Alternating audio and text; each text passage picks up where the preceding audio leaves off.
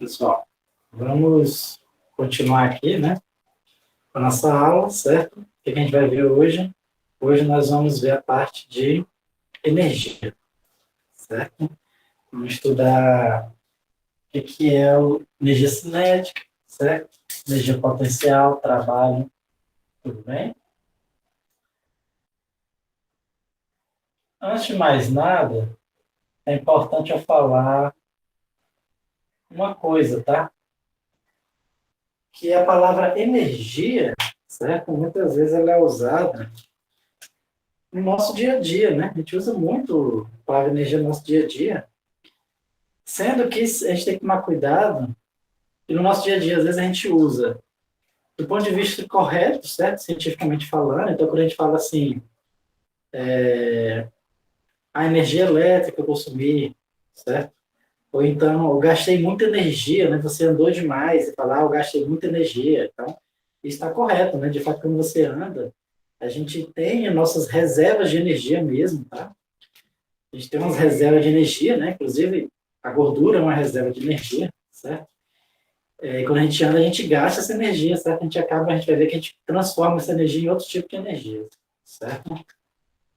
Mas existe também um uso diário do termo energia, que é em relação a coisas metafísicas, né? Então você fala assim, a energia daquela pessoa não é boa, aquela pessoa tem uma energia ruim, ou então aquela pessoa tem energia boa, ou então aquela casa, aquele lugar tem uma energia ruim ou boa, certo? Ou então diz, hoje eu acordei com uma energia ruim, certo? Então, esses usos metafísicos, certo? Então, quando você associa energia, certo? A coisas, digamos assim, o termo correto é metafísico, né? Mas o que eu quero dizer com metafísico são coisas que na verdade não tem uma comprovação científica, né? Então, tudo associado ao sobrenatural, né? Então, quando você usa energia associada a esse sobrenatural, certo?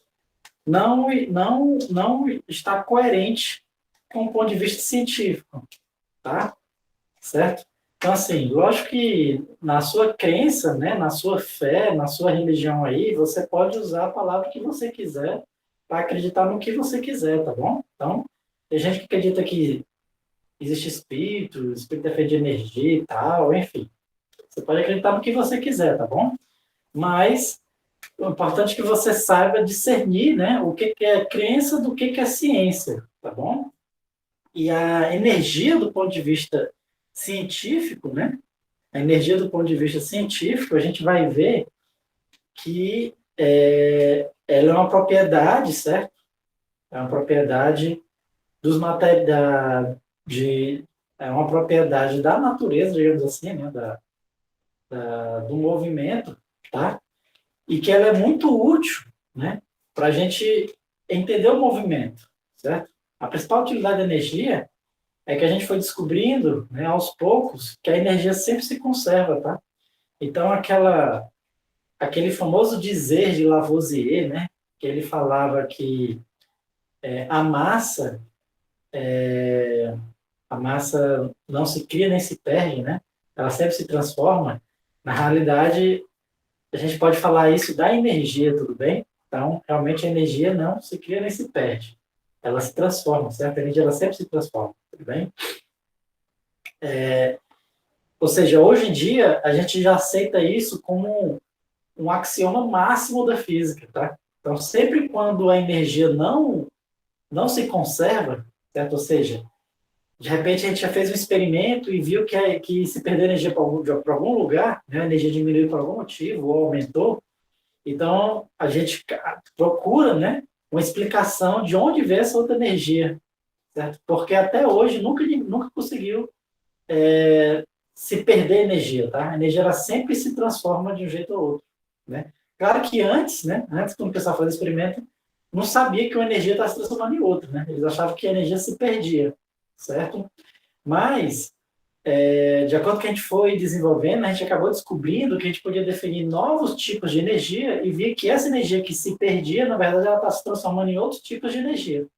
Tudo bem? Então, hoje a gente chegou nessa hipótese, não é nem uma hipótese, né? é um axioma mesmo, tá? Ou até mesmo uma lei, certo? Que a gente diz que a energia ela sempre se conserva. Se você considerar a energia de todos os tipos, ela sempre se conserva, tá? E, inclusive, o dizer de Lavoisier não está errado, certo? Também dizer que a massa também se conserva sempre, né? Que, na realidade, quando você estuda do ponto de vista relativístico, tá? Da relatividade de Einstein, o que se conserva, na realidade, não é só a energia, tá? É a energia e a massa, tá? É as duas juntas, né? Elas se conservam. Individualmente, elas não se conservam, certo? Eu posso até perder um pouquinho de energia, mas quando eu vou ver, eu vi que essa energia ela se transformou em massa, ou a massa se transforma em energia, né? Então, ou seja, se a gente for pensar do ponto de vista relativístico, tá? O dizer mais correto é que energia e massa não se cria nem se perde, tá? Ela sempre se transforma, inclusive uma pode se transformar na outra. Do ponto de vista relativístico, tudo bem? Claro que a gente não vai estudar relatividade aqui, a gente vai estudar só física clássica, tá? Então, do ponto de vista clássico, a gente vai ver que uma energia pode se transformar na outra, tá?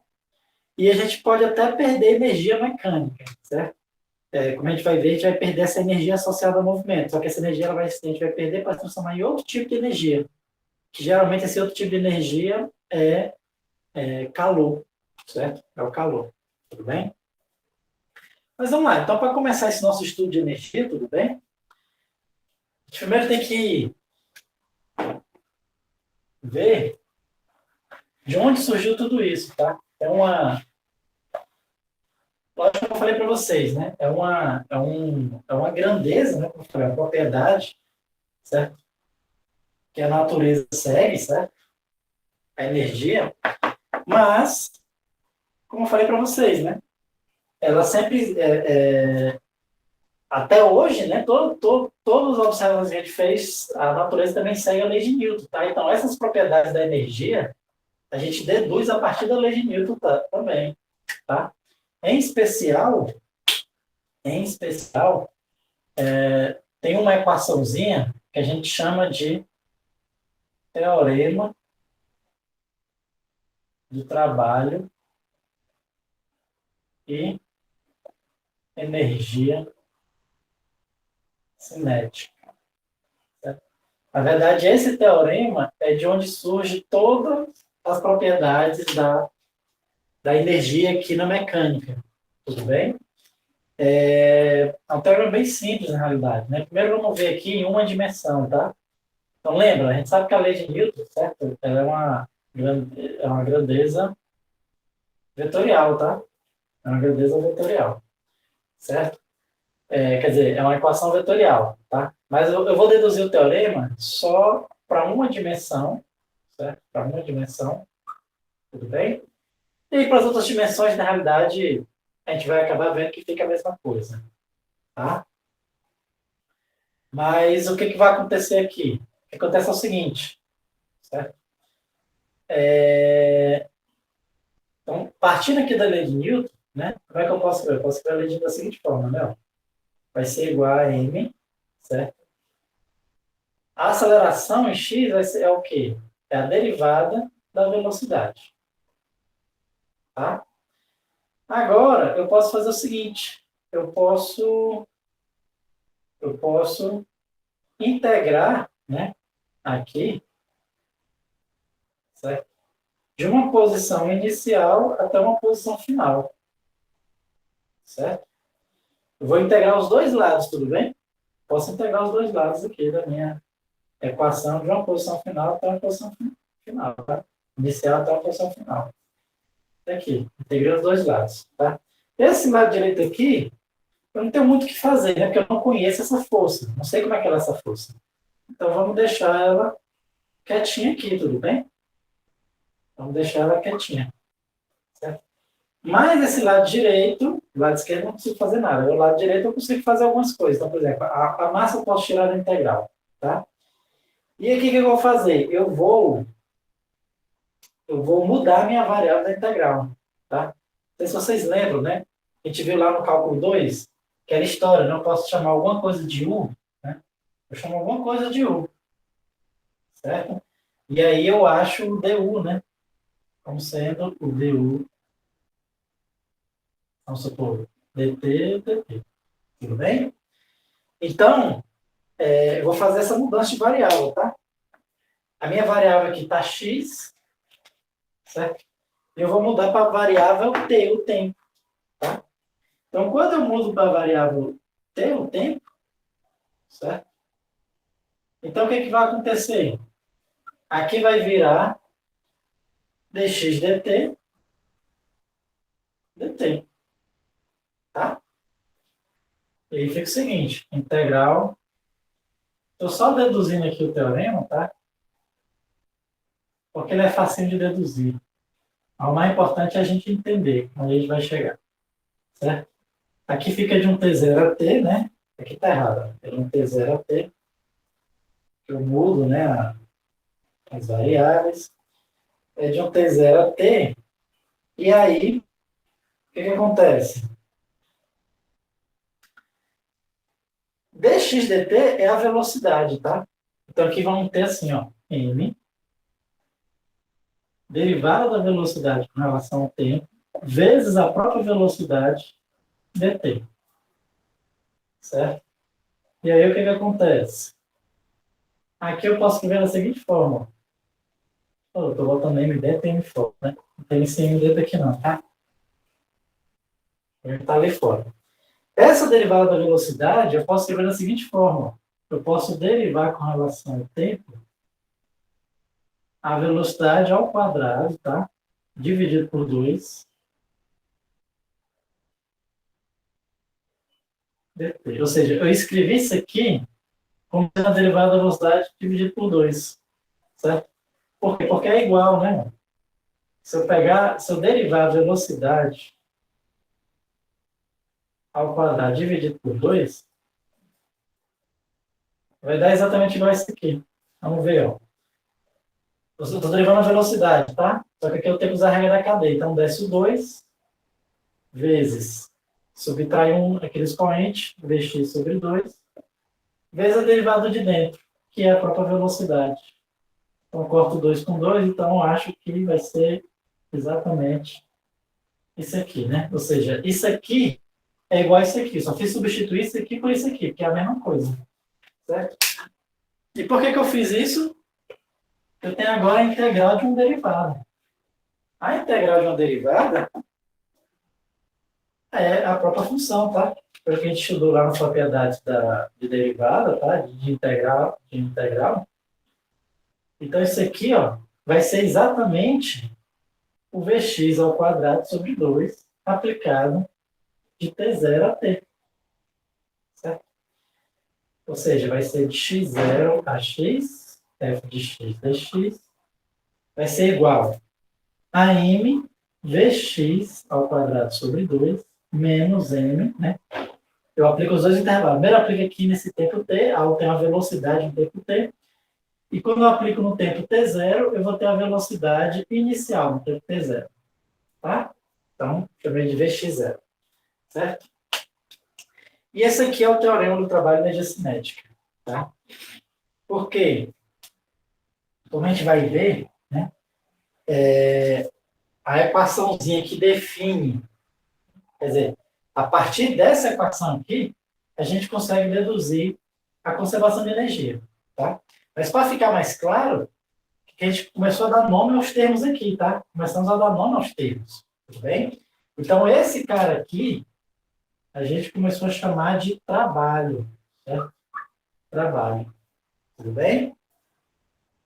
E esse cara aqui, a gente começou a chamar de energia cinética. Deixa eu ver só qual é a letra aqui que o livro usa para energia cinética. Porque dependendo do livro, cada um usa uma letra diferente, certo? Deixa eu ver. No Resnick, no Resnick, a, deixa eu ver aqui, no Resnick, a energia cinética, ele chama de K, certo? Deixa eu ver aqui no Jung.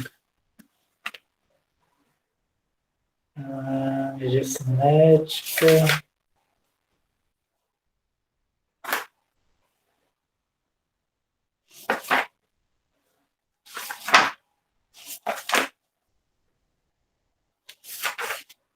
Só ver aqui qual é a letra que ele usa.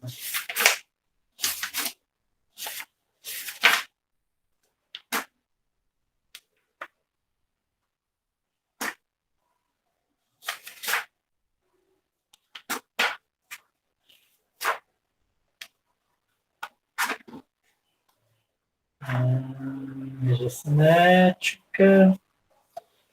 Aí, chama de K também. Ótimo. Pronto. Tá bom que não gera confusão. Certo?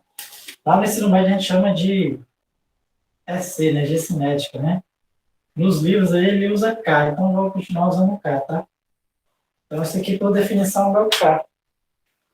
Certo? Ou seja, o trabalho, certo? Ele vai ser definido, tá bem? Como sendo isso aqui, certo? Como sendo isso aqui.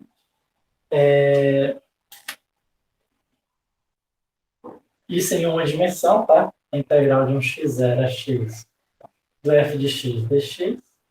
E a energia cinética é exatamente esse termo, m v ao quadrado sobre 2. Certo? Então, né, definindo desse jeito, certo? Então, como é que eu consigo escrever aquela equação, né? Esse aqui é o trabalho, certo? Vai ser igual a energia cinética, chamar de T. Energia cinética final, certo? Que é quando a velocidade for a velocidade final, menos a energia cinética inicial, tá? Então, o trabalho é igual à variação da energia cinética. Certo? Lembrando que isso aqui é o trabalho da força resultante, né? Como a gente saiu da segunda lei de Newton, esse aqui é o trabalho da força resultante, certo? Que a gente calcula desse jeito, tá? Mas, mas a partir dessa equação, dá para a gente dar uma interpretação física do que significa essa grandeza, certo? Então, vamos supor que eu tenho uma força, e eu calculo o trabalho dessa força, certo? Eu calculo o trabalho dessa força. O que é que significa esse trabalho? Tudo bem? Então, vamos primeiro entender, certo? O que é o trabalho, né? Aliás, né? Primeiro vamos só entender um pouquinho aqui da fórmula da energia cinética, tá? A energia cinética, né, como o nome já está dizendo, é uma energia que está associada ao movimento, né? Como a gente está vendo aqui, ó, para um corpo ter energia cinética, o que ele precisa ter? Massa e velocidade, tá? Então, se é um corpo, ele já tem massa, né? Certo? Então, ou seja, se o corpo estiver parado, a energia cinética é zero, mas se ele tiver qualquer velocidade, ele passa a ter uma certa energia cinética, certo? A gente diz que esse corpo ele tem energia cinética se ele tem uma certa velocidade. Tudo bem?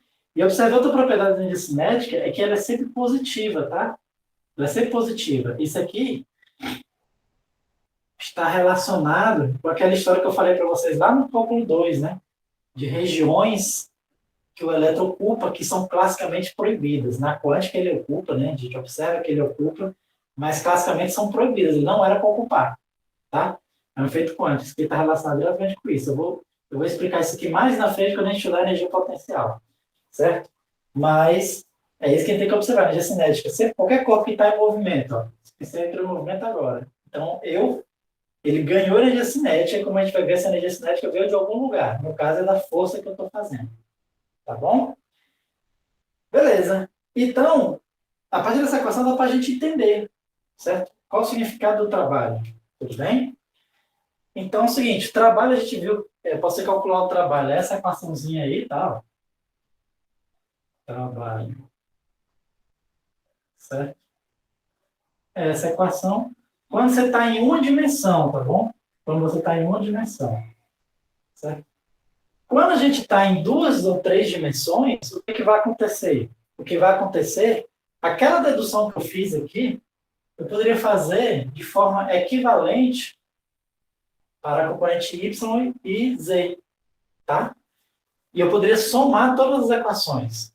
Então, quando eu somo todas as equações, eu vou ver que quando estou em duas ou três dimensões, a definição mais exata, eu tenho que fazer isso aqui, ó, f de x dx certo? Mais a integral de um y0 a y de f de y dy, ou seja, vai ter esse mesmo termo, tá? Para cada componente. Certo? Isso é em 3 dimensões. Tudo bem? Certo? Lógico que aqui a gente vai... Essa integral aqui na prática, a gente não vai resolver muitas vezes não, tá? Então não se assuste por você estar vendo essa integral. Certo? Não se assuste por você estar vendo essa integral. Mas é interessante essas equações aqui para a gente entender como é que essas fórmulas vêm, né? Lá no ensino médio a gente estuda essas fórmulas também, tá? Só que de onde é que ela vem? Ela vem dessas integrais, tá? Porque lá no ensino médio a gente só estuda para forças constantes, tá? Então, quando a força é constante, certo? Quando a força é constante, como é que eu posso escrever constante?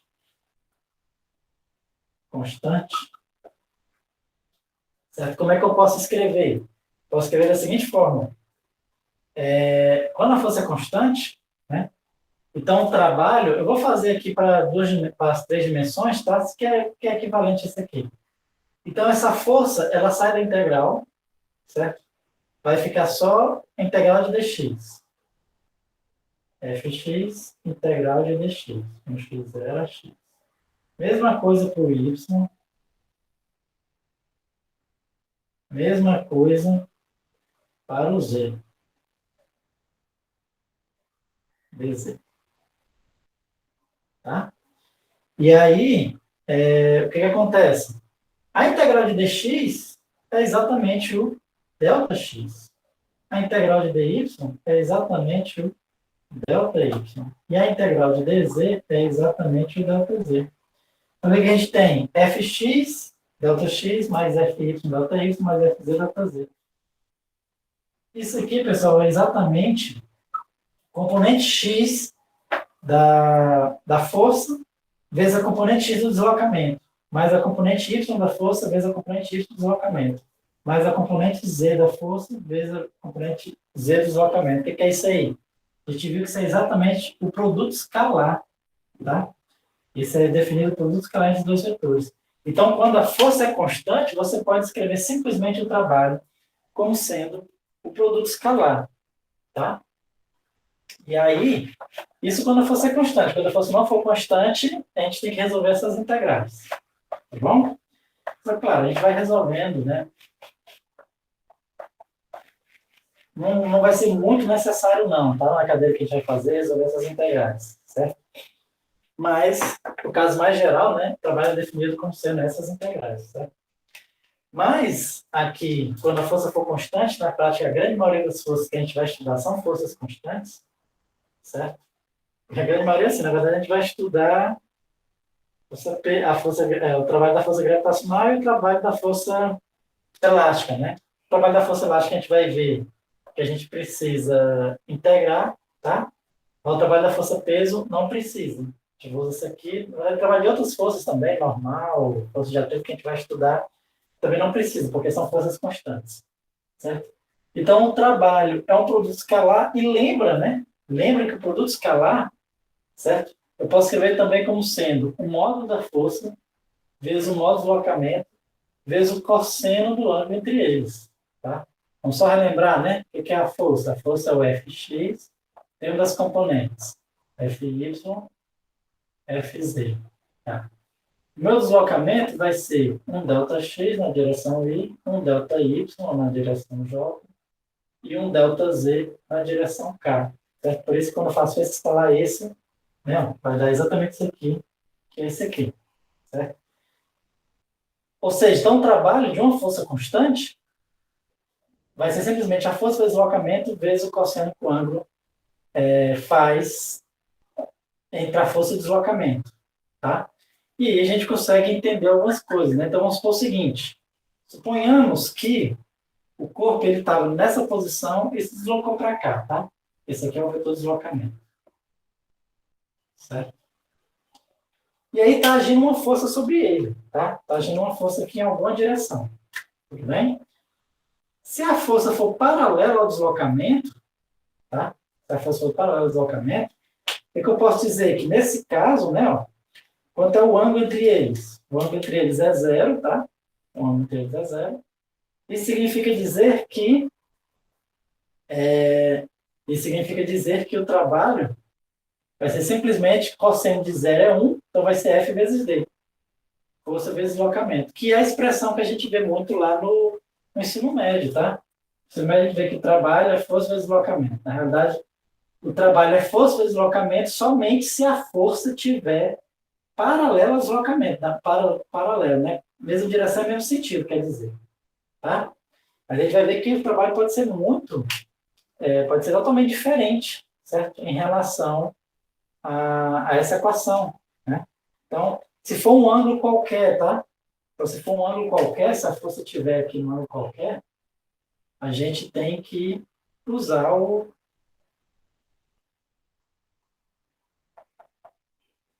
a fórmula completa, né? Então, se tiver um ângulo θ aqui, tá? Então, nesse caso aqui, quando for um ângulo θ diferente de zero, então a gente tem que calcular o trabalho como sendo F vezes D vezes o cosseno de θ. Isso aqui, pessoal, é como se fosse o seguinte. É como se eu tivesse F vezes o cosseno de θ.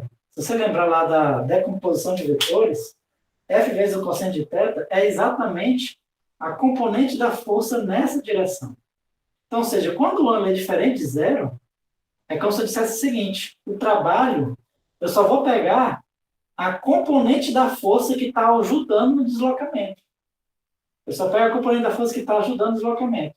E aí faço essa componente que está ajudando no deslocamento. Então, o trabalho é isso, né? As componentes que... Eu posso dividir a minha força em duas componentes, a F cosseno e a F seno. Certo?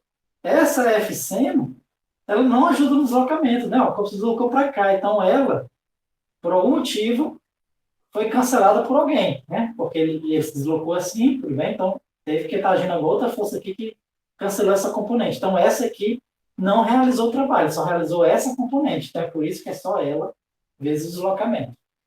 Tudo bem? Certo? É tanto que, se eu for aumentando esse teto até que ele seja 90 graus, ou pi sobre 2, né? O que acontece? Ó? Eu vou subir nesse cara, tá? Eu vou subir nesse cara.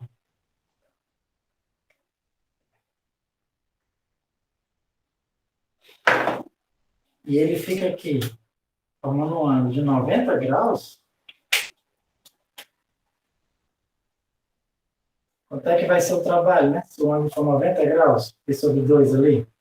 Então, o meu trabalho vai ser F vezes D vezes o cosseno de 90. Mas cosseno de 90 é zero, então o trabalho é zero. Só que o trabalho é zero. Por quê? Porque esse cara aqui não ajudou nem atrapalhou com esse deslocamento, tá? Ele nem ajudou nem atrapalhou, tudo bem? Ele foi indiferente. Então, o trabalho dele foi zero, certo? É zero, né? Ou seja, não tem nenhuma componente aqui, né? Não tem nenhuma componente dele que ajuda ou que atrapalha, certo? É simplesmente trabalho zero, certo? Deixa eu apagar aqui. Só um detalhe, pessoal. Observe que quanto maior esse ângulo, né? O trabalho vai diminuindo, tá? Certo? Então, assim, ó, quando a minha força estava assim, né? O trabalho era força vezes deslocamento. Quando eu deixei um certo ângulo, fica força vezes deslocamento vezes o cosseno do ângulo. O cosseno sempre é um número, né? Menor ou igual que 1. Ou seja, então, e ele é igual a 1 só quando for zero. Então, quando eu boto um ângulo qualquer aqui, eu estou diminuindo o trabalho, né? Então, se eu pensasse na força como se ela fosse variando aqui, né, ou variando o ângulo da força, de acordo que eu estou trazendo ela para 90 graus, o trabalho vai ficando cada vez menor até zerar quando chega a 90 graus. Né? É exatamente porque a componente vai diminuindo. Né? Então, a componente é isso aqui. De acordo que eu vou inclinando, a componente vai diminuindo até zerar quando ele fica a 90 graus. Tá? E agora, se eu botar o trabalho para o outro lado, o que vai acontecer? Né? Então, vamos pensar que eu botei aqui, formando um ângulo de 180 graus. Certo? Um ângulo de 180 graus. Então, nesse caso, certo? quando o meu θ for π, né, ou 180, cosseno de π é menos, força não, trabalho, vai ser menos força vezes deslocamento. Vai ser menos a força vezes deslocamento. Ou seja, agora o trabalho ficou negativo, tá? O trabalho negativo significa dizer o seguinte, que aquela força, ela atrapalhou nesse deslocamento, certo? Ela atrapalhou nesse deslocamento. Tudo bem? E se fosse algum ângulo aqui, tá bom? Se fosse algum ângulo assim, um ângulo que a gente chama de obtuso, né? Ângulo obtuso. A fórmula que a gente usa é a mesma, tá? A gente usa a mesma fórmula. Certo? Então, aqui é um θ. Nesse caso, o trabalho continua sendo força vezes deslocamento, certo?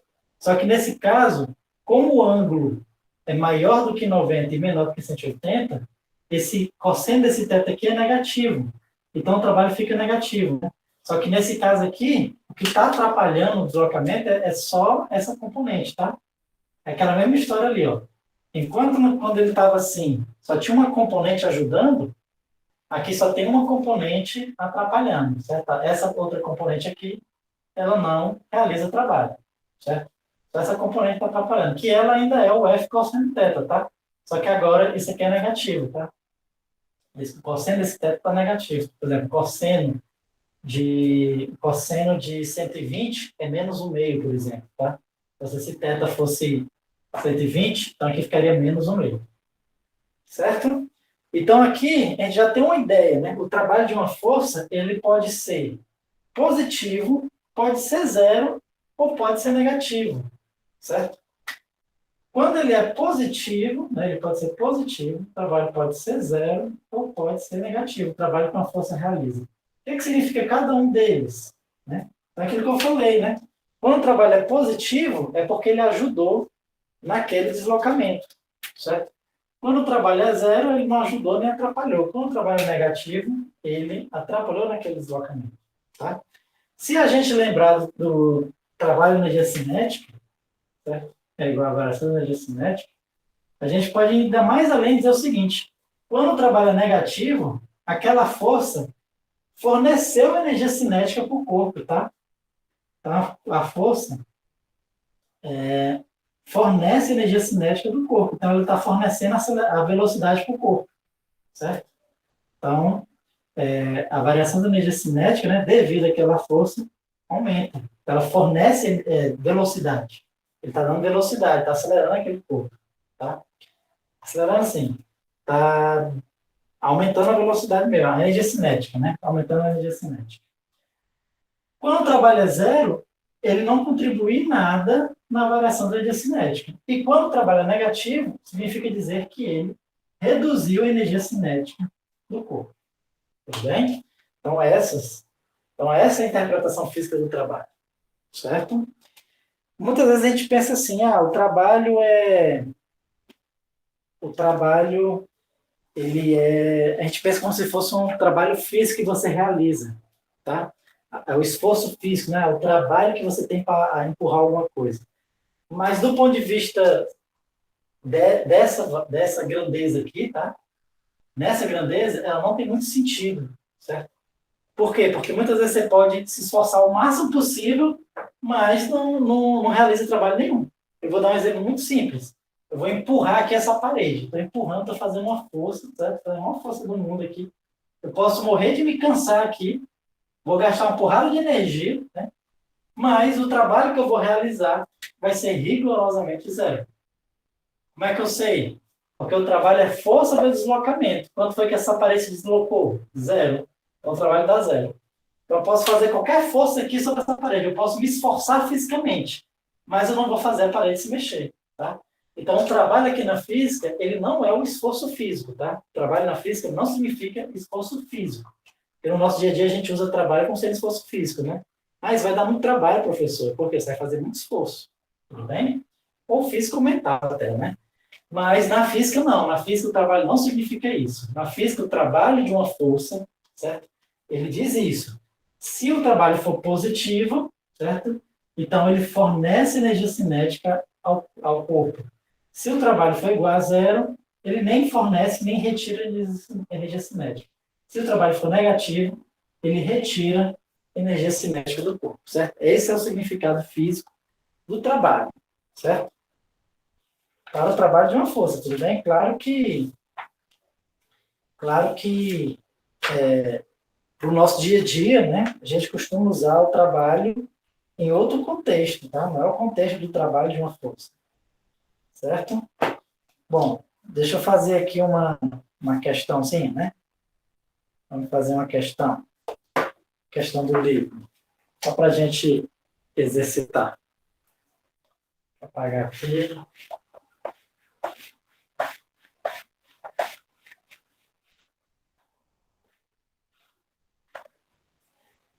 Vou fazer primeiro o desenho, tá?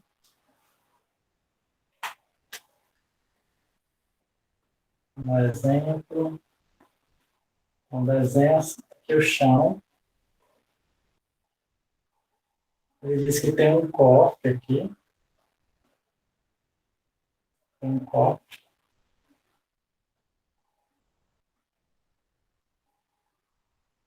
Um cofre aí. Beleza, e ele diz o seguinte. Tem duas pessoas empurrando aqui esse cofre.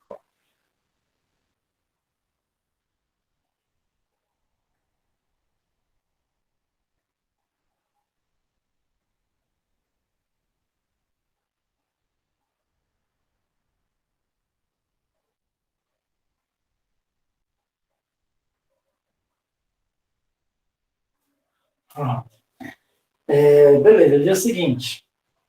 A figura A mostra dois espiões industriais arrastando um cofre de 225 quilos, certo? A partir do repouso. E assim produzindo um deslocamento D. Então, ou seja, eles deslocaram aqui, certo, esse cofre, por um deslocamento D, que o módulo de deslocamento é 8,5 metros, certo? Em direção ao caminhão. O empurrão F1 da força do espião 1, certo? Tem um módulo de 12 newtons e faz um ângulo de 30 graus para baixo com horizontal. Então, esse cara aqui, tá? Esse cara é o 01 e esse cara é o 02, certo? Esses bandidos, né? Tem o bandido 01 e o bandido 02, tá? Então, o bandido 01, ele está fazendo uma força aqui para baixo, certo? Que faz um ângulo, ele diz aqui, de 30 graus. De 30 graus. Tá? Beleza, para baixo, com horizontal. Beleza. E o empurrão F2 do bandido 02, certo? Tem um módulo. Ele diz o seguinte: tem a força do bandido 1, do bandido 01, a força do vagabundo 01 é exatamente 12 newtons, certo? E faz esse ângulo de 30 graus. Certo? A força do vagabundo 02 tem um módulo de 10 newtons e faz um ângulo de 40 graus, tá? 40 graus aqui para cima. Então, ele está fazendo uma força assim, ó, nessa direção.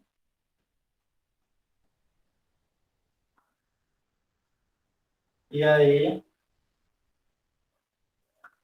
E aqui faz um ângulo de 40 graus. Certo?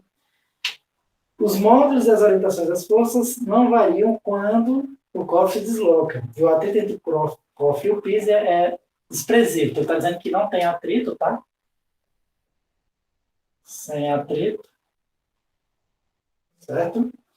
Sem atrito. Ele pergunta quanto é o trabalho, item A, qual o trabalho total realizado pelas forças F1 e F2 sobre o cofre de deslocamento. Ele quer saber o trabalho da força que o bandido 01 faz e a força que o vagabundo 02 faz. Tá? Bom, vamos só calcular, né? Não tem segredo aí não. Beleza. Vamos ver aqui. Bom, lembrando que essas forças são constantes, né? Tem módulos constantes, ele diz que a direção não muda, tá? Então, se as forças têm módulo constante e a direção não muda, então eu posso simplesmente usar a formulazinha, né? 0,1, por exemplo, vai ser a força 0,1 vezes o deslocamento vezes o cosseno que essa força faz, tá? Então, o trabalho vai ser a força 0,1 é 12, o deslocamento 8,5, o ângulo que a força 0,1 faz com o deslocamento está aqui na horizontal, tá? O deslocamento está aqui na horizontal, então nem conseguimos ver, né? Deixa eu desenhar ele. Em vez de desenhar aqui no chão, vou desenhar aqui, o deslocamento foi aqui. Certo? Então, o ângulo que o deslocamento faz com a força 0,1 é 30 graus. Certo? Então, ou seja, isso aqui vai ser 12 vezes 8,5 vezes o cosseno de 30, que é raiz de 3 sobre 2, tá? Então, deixa eu dar uma pescadinha aqui. Quanto é que vai dar esse resultado? 88,33, certo? O que, né? Não falei para vocês qual é a unidade de trabalho, né? Mas a unidade de trabalho é o seguinte. Essa grandeza, né, é simplesmente força vezes deslocamento, certo? Então, vai ser a unidade de força, Newton, vezes a unidade de deslocamento, que é metro. Então, vai ser 88,33 Newton vezes metro, tá? Cosseno não tem unidade, tudo bem? Então, essa é a unidade de trabalho, Newton vezes metro, certo? Dessa forma, professor, mas eu aprendi de outro jeito, né? Joule não, né? Bom, na verdade é Joule, né? Mas é porque Newton vezes metro a gente chama de Joule, certo? Então, Joule nada mais é do que Newton vezes metro, certo? Vamos botar Joule para não ficar... A gente não quer ser diferentão, né? Vou deixar Joule mesmo. Então, pronto. Está aqui o meu trabalho da força 0,1. Trabalho da força 0,2 vai ser... Mesma coisa, né? A força 0,2, que é 10, vezes o deslocamento, que é 8,5, vezes o cosseno de 40 graus, né? Certo? Cosseno de 40 não dá para saber de cabeça, né? Tem que botar na calculadora mesmo, certo? Então, botando na calculadora vai dar 65,11 joules. Tudo bem? Então, tá aí o trabalho dessas duas forças, certo? Tem um item B, no item B ele pergunta o seguinte. O item B ele pergunta qual o trabalho realizado pela força gravitacional sobre o corpo durante o deslocamento e qual o trabalho realizado pela força normal sobre o corpo durante o deslocamento. Então, lógico, né? Nesse corpo aqui, além dessas duas forças, né, também está agindo a força peso, tá? Também está agindo a força peso aqui e está agindo a força normal, tá? Que nesse caso, uma é igual a outra, tá? Por isso que não tem deslocamento aqui nessa direção. Então, nesse caso aí, né, o trabalho da força peso a gente calcula do mesmo jeito. Vai ser o peso vezes o deslocamento vezes o cosseno do ângulo que o peso faz com o deslocamento. Quanto é o ângulo que o peso faz com o deslocamento? Zero. Ou 90 graus, né? 90 graus. Π sobre 2 significa dizer que quanto é que vai ser o trabalho da força peso? Zero, né? Ou seja, é aquilo que eu falei, né? Nesse deslocamentozinho aqui, certo? O peso não ajuda, né? Não ajuda nem atrapalha, tá? A força normal é a mesma coisa, tá? Porque ela está ali perpendicular ao deslocamento, né? Então, o trabalho da força normal também vai ser zero. Tudo bem?